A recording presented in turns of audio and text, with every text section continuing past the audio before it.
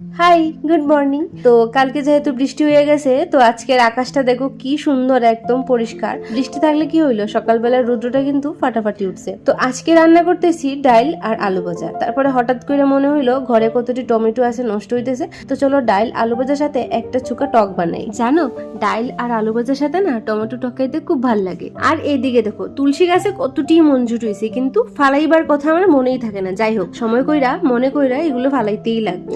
আর এদিকে আমরা লেবু গাছের অবস্থা দেখো, কতটি ফুল দিছিল না, আগের ভিডিওতে দেখাইছি, কিন্তু দেখো সব ফুল ঝইরা পড়ে গেছে, জানি না কি কারণে। আর এদিকে দেখো টমেটো গাছও ফুল আই পড়ছে, আর এই দেখো ছোট ছোট টমেটো ধরছে, দেখলে কত ভাল লাগে না। তো ফাইনালি আমার রান্না বান্না শেষ হয়ে গেল। তো চলো তোমরা দেখাই, তোমরা তো আগে দেখছো, রান্না করার পরে কিরকম হইলো চলো এটা দেখাই। এই যে আলু ভাজা, যদি একটু লাল লাল হওয়ার বাকি আছে, আর এটা হইলো টমেটো টক। আর জানো আজকের ডালটা না একটু পাতলা করছি, কারণ টকের সাথে একটু পাতলা ডালই ভাল লাগে। তো চলো রান্না বান্না শেষ, এবার খাওয়া দাওয়া সাই নেই, আজকের লেগে এতটুকুই, টাটা।